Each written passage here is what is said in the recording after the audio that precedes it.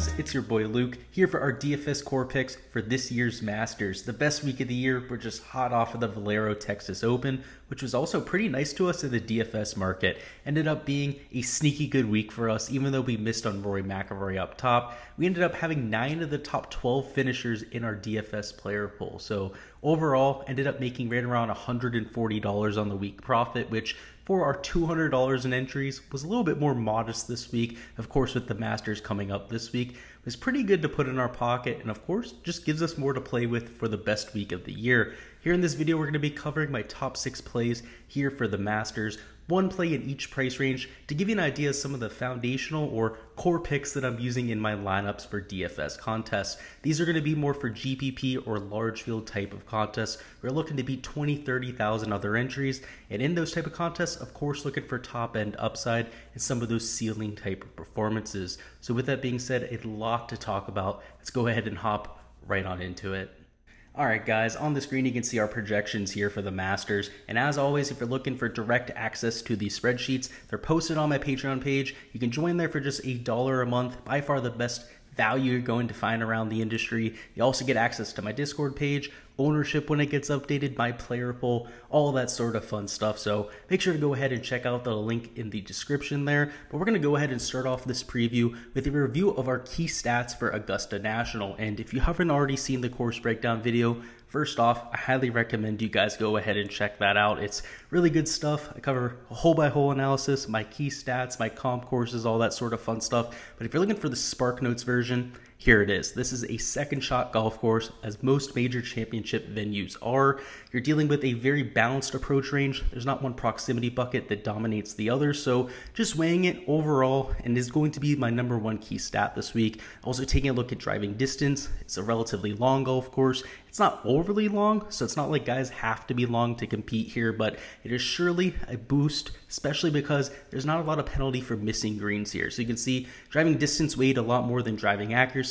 Augusta National history, something we're looking at. Shots gained putting on bent grass. Bent grass will be this grass type for the greens this week. Shots gained around the green. It's a relatively hard golf course to get up and down at. Tons of undulation. They're running at 12.5, 13.5 on the stint meter. So making sure we're taking guys that have at least an adequate short game is important. Shots gained on comp courses, which are Memorial Park, also Shadow Creek, and Accordia Golf Maraschino. Those are the top 3 that I'm looking at. Par 5 scoring, birdie or better percentage. And lastly, shots gained putting at Augusta National. Now, you don't really have any official statistics for this, but I'm just taking a look at average putts per round, able to put together a little bit of a metric for my analysis. So it's not an exact science for these shots gained putting at Augusta National, but just something I put together to get an idea of some of the guys that have putted the best here over the years.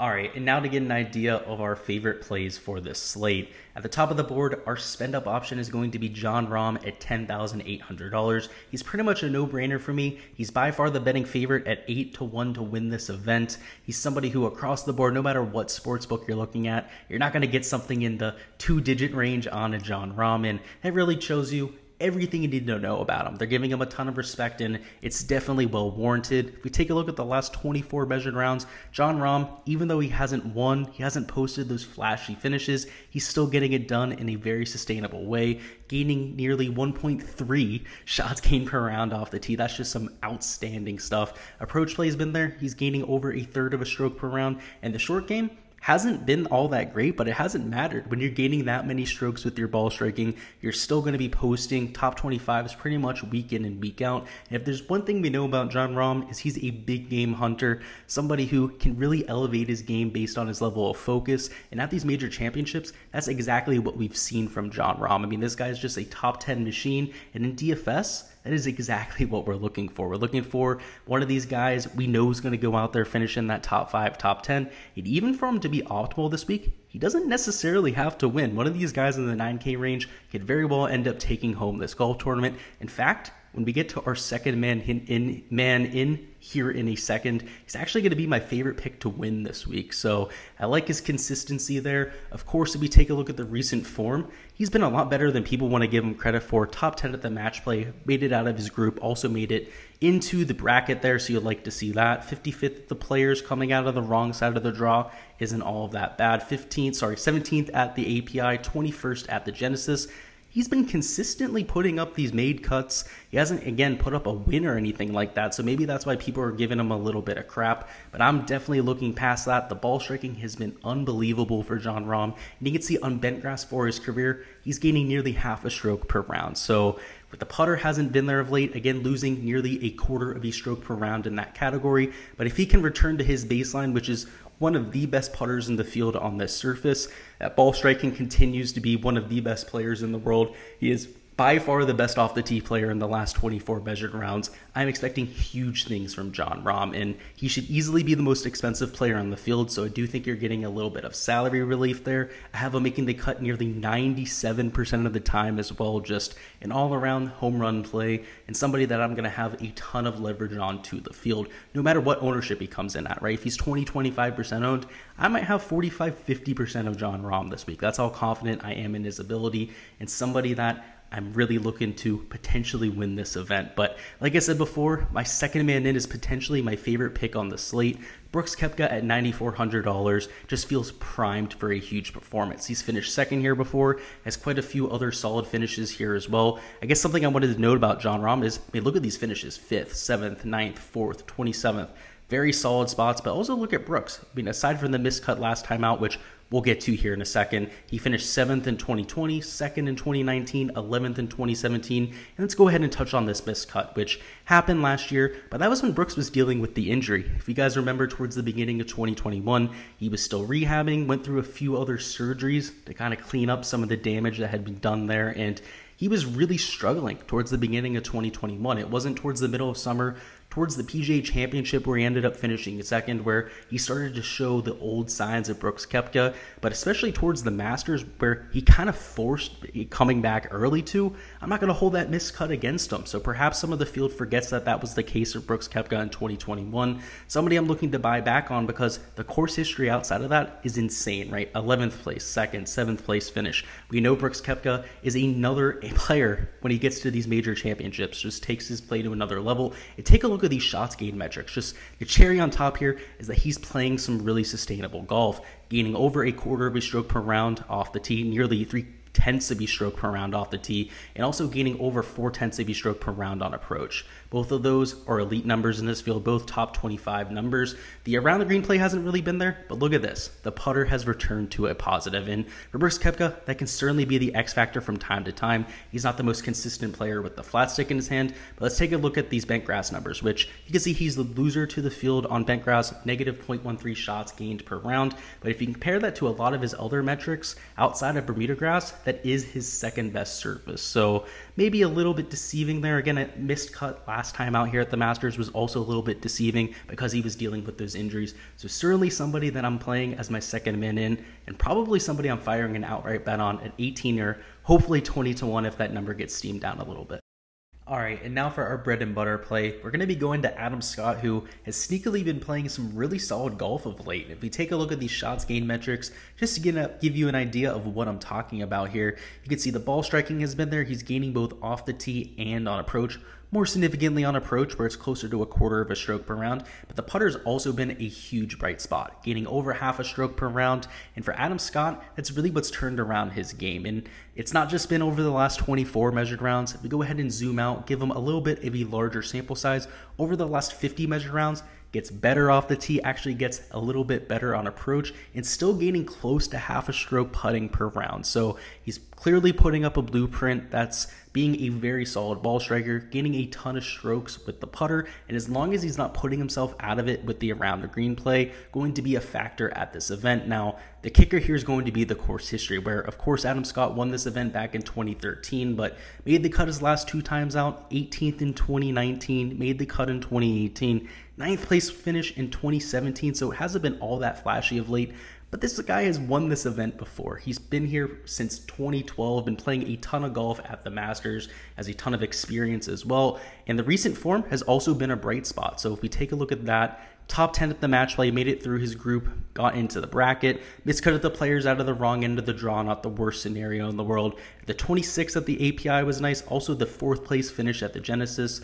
Like I said, just sneakily been playing some really solid golf. So in general, I like the course fit. I like the fact that the ball striking has looked really solid of late. The course history is ideal. And even though it was back there in 2013, maybe he can channel some of those vibes into posting another top 5 or top 10, because for one of these guys in the 8K range, as long as somebody like Brooks or Jon Rahm ends up taking home the golf tournament, a top 5, top 10 is going to be more than enough. So I like the safety here. I also like his upside for some of these larger field events. And at $8,300, I hope he comes in a little bit lower round, maybe in that like 12 to 13% range, because in that case, I'm going to have 35% exposure in my player pool and likely a ton of leverage to the field. Next up, we're going to be talking about Matt Fitzpatrick, who I'm going to as my value pick this week. He's at $7,700. He's sneakily had some pretty decent course history here as well. So if we go ahead and take a look at that, you can see he's made his cut in every appearance: 34th, 46th, 21st was his best finish there in 2019, 38th and 32nd. So it's never been really flashy for Matt Fitzpatrick, but he's also improving year after year. The shots gained metrics have only improved since the last time that we saw him here in 2021. And if we take a look at the last 24 measured rounds, you're really going to see him start to differentiate himself from the field. So first off, gaining off the tee, he's gaining over a third of a stroke per round on approach, over a third of a stroke per round around the green, and nearly half a stroke per round putting. So gaining across all 4 major statistical categories. And off the tee, he's extremely long. That's really something that he doesn't get credit for, but Matt Fitzpatrick, among the longest players on tour. In fact, if we take a look at his ranking for this season, you'll see that his driving distance, it says he's number 102. I'm assuming that's a small sample size. If you take a look at his number from last year, he's top 30 on the PGA Tour. So this is somebody who can easily get it out there, 310, 315 yards. This metric right here kind of deceived me there a little bit. It's a little bit of a small sample size. He gets it out there just as long as somebody like a Sergio Garcia, just as long as somebody like an Adam Scott. So certainly by the end of the year would be ranked a little bit higher there. But in terms of course fit, like I said, the course history is a lot better than people expect. He's gaining nearly a third of a stroke per round in all 4 shots gained categories.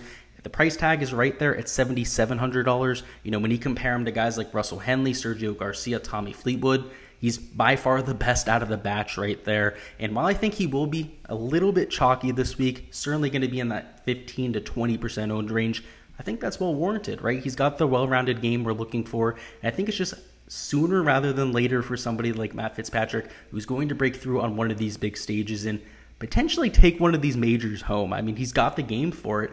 Pedigree, he might be a little bit earlier in his career. You know, he doesn't have a ton of success at Augusta National, doesn't have a ton of experience here, but he's made 5 cuts, right? That's got to count for something. So at least has those 20 rounds measured here at Augusta National. So certainly somebody I'm going to at $7,700. If we want to take a look at his last 50 measured rounds just to make sure we have a big enough sample size, I mean, look at this. Still gaining across all 4 statistical categories. While it's not nearly as significant around the green, he's still gaining off the tee. The approach play, close to half a stroke per round, actually improves there. And the putter, still absolutely magical. So not really anything I can poke in his game. Definitely somebody who at that price tag I'll be investing in for DFS purposes. Next up, we're going to go to Mark Leishman. He's going to be our diamond in the rough, so somebody a little bit further down the price range, maybe a little bit less popular as a result. So at $7,300, somebody I'm going to who has elite course history here. So a little bit more flashy than a Matt Fitzpatrick. For Leishman, he's a top 5 last time out, 13th place finish. 49th isn't all that great, also a 43rd there in 2017, but also another top 10 there in 2018. So, of course, Mark Leishman, he showed up at major championships before, has put himself in contention more often than not. He's got the game we're looking for in terms of it being all around. If we take a look at the last 24 measured rounds, he's right around a neutral player in every category, right? Just a slight loser off the tee. A lot of that is due to accuracy, which, like I said before, it's a lot more about distance this week than it is accuracy. Approach play, he's a slight gainer around the green and also with the putter. But it's when he's able to spike with the putter, also spike with that approach play, is when he's able to take down golf tournaments. And of course, if we take a look at the last 50 measured rounds, they're also favorable for somebody like a Mark Leishman. He's up here at $7,300. He's gaining across all 4 statistical categories over that range, so a little bit better off the tee, a little bit more of a significant gainer on approach and also with the putter. So perhaps this little bit of a lull in play over the last month or so is just a little bit of an outlier, right? Guys are going to go into performances where they're streaky, firing in all cylinders for 2 or 3 events, and then they're going to go into a little bit of a lull, like perhaps he's in. So if we take a look at some of the finishes, you'll see why they're not popping quite as much as late. Just didn't make it out of play at match play, missed cut at the players. He was also out of the wrong wave there, hardly made the cut at the API, but he did have a 15th place finish at the Genesis. So, if we could take a look past these last 3 performances, there is a little bit of light at the end of the tunnel. And again, I'm much more of a long-term sample size than I am a short-term sample size, just because we know that there's less variance involved, right? This is a major championship. Time and time again, guys that are coming in with bad form but have great course history end up coming through at the Masters. And it's not like the recent form has been all that bad. He's close to a neutral player in every shots gained category, still gaining to the field overall. So I don't want to give him too much crap there. I like the course history. I also really like the price tag at $7,300. So much like Fitzpatrick, hope he comes in at relatively low ownership, at least something reasonable in that 12 to 13% range, but we'll have to see come Wednesday evening. And now lastly, we're going to be going to our flyer picks. So typically a little bit less expensive, but because of how soft the Masters pricing is, we are able to take somebody like Woodland at $6,900. And in general, Gary Woodland is somebody who is a high upside play, but of late has been playing some pretty consistent golf. So if we take a look at these recent finishes, of course, today ended up finishing very strong at the Valero Texas Open. I was on the course history there, so got to go over here to the recent form tab. You'll see he finished 8th place at Valero, 21st at the Valspar. The miscut at the players, I'm not all that worried about. Like I said before, there was a ton of variance at that event. But another top 10 at the API, 5th place finish, another 5th place at the Honda. Just, this guy's been a top 10 machine of late. And if he's not finishing top 10, outside the players, he's finishing top 25, which, of course, for Gary is a little bit different, right? Like I said before, he's a little bit more of a volatile player, but these shots gained metrics are just ideal for Gary. I mean, look at this, gaining a ton of strokes on approach, gaining nearly half a stroke per round, also gaining nearly half a stroke per round with this putter. Those are the 2 most important statistics at this event. And what else is important? Oh, that's right, getting it out there a long way with your driver, where Gary Woodland is going to be one of the longest players on tour pretty much every single year, even when he's dealing with a back issue and not swinging it all that well. You can see for this year, again, it's a relatively small sample size, he's number 44 in driving distance. So much like before, where Fitzpatrick was 109 in driving distance, it could be a little bit, let's say, deceiving. We know Gary Woodland is one of the longest players on the PGA Tour, and at a golf course like Augusta National, where you can get away with being a little bit inaccurate, I absolutely love that. So I think the price tag at $6,900 is just a clear misprice. I also think he's likely to be extremely popular this week just because he is coming in off the 8th place finish of Valero. Of course, the pricing comes out before the golf tournament finish, so you have a little bit of inherent value there. I also think that the 3 top 10s out of his last 4 starts are going to be extremely attractive, but I don't care. He's just such a solid play. He has some experience around this track as well, and while it isn't all that flashy, at least he has the experience, right? A few missed cuts, a few made cuts over the last few times out here, and if that's going to keep people off of him, right, if that's going to make him go from the 15 to 20% owned that he should be down to like 11 or 12%, actually going to make him a better play in my book. So somebody that I'm definitely investing in, and he's going to be my flyer pick here for the Masters. That is all I've got here for the core picks. Before you go on and get out of here, go ahead and let me know down in the comments who you've got winning this year's Masters. For me, I'm going to go ahead and take Brooks Koepka. I know I mentioned him before as one of my favorite outrights, but I think he's primed with the recent form. I like the number on him as well, hoping to get 20-1 on him tomorrow morning.